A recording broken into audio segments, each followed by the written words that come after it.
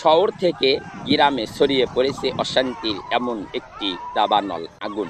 স্ক্রিনে আপনারা যে ভিডিওটি দেখতেছেন, বাকি টাকাকে কেন্দ্র করে দুই গ্রুপের ভিতরে এমন একটি সমঝোতা এবং একটি আতঙ্ক বিরাজমান হয়েছে, যার কারণে আজকে দোকানদার বিপদের ভিতরে পড়েছে।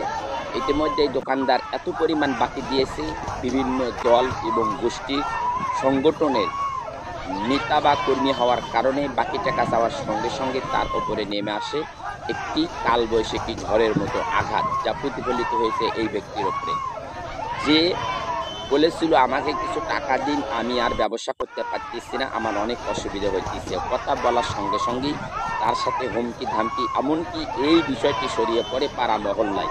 এমনকি এটা দুইটি গ্রুপে বিভক্ত হইয়া আজকে গ্রুপিংভাবে তার উপরে নির্মমভাবে নির্যাতন চালানো হইতেছে। ব্যবসা হালাল, কিন্তু ব্যবসা করতে যাইয়া এই দোকানদারের যে পরিমাণ একটি হাল বা অবস্থা করলো, প্রত্যেকটি দোকানদার কি এইভাবে আর দোকানদারি করতে পারবে?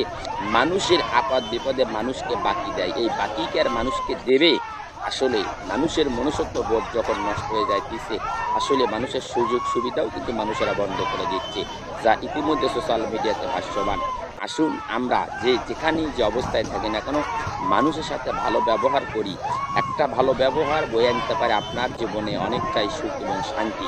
কিন্তু আজকে যেই ব্যবহারটি সামাজিক যোগাযোগ মাধ্যমে ছড়িয়ে পড়ল, যা জাতি এবং ভবিষ্যৎ প্রজন্ম তারা পর্যন্ত হুমকির মধ্যে পড়ে গেল। এমনকি ওই এলাকার প্রত্যেকটি দোকানদার আর মানুষের বিপদে আর সহযোগিতার হাত বাড়াবে না। কারণ বিপদে সহযোগিতার হাত বাড়ালে যদি এমন পরিস্থিতি হয়, কে কার পিছনে দাঁড়াবে? মানুষের এইরকমভাবে মূল্যবোধ পৃথিবীর থেকে উঠে যাবে। একদিন মানুষ নিঃস্ব হয়ে এই পৃথিবীতে না খায় মানুষের সামনে মারা গেলেও কোনো মানুষ কোনো মানুষের কাছে এসে সার্বিক সহযোগিতা করবে না। এর মূল কারণ হচ্ছে কিছু মানুষ উগ্রতার কারণে আজকে মানুষের ভেতরে যে বিভ্রান্তি এবং মানুষের ভেতরে যে হিংসা বা মনোভাব, এটা তৈরি করে দেওয়ার পিছনে এই মানুষই দায়ী। আসুন আমরা নিজেরা পরিবর্তন হই এবং নিজের ভেতরে এমন কিছু পরিবর্তনের স্মৃতি বা আমাদের কিছু কথা আমরা তুলে ধরি, যার কারণে আমাদের ভবিষ্যৎ প্রজন্ম আমাদের কাছ থেকে ভালো কিছু শিক্ষা গ্রহণ করে। ভালো থাকবেন, সুস্থ থাকবেন। আল্লাহ হাফেজ।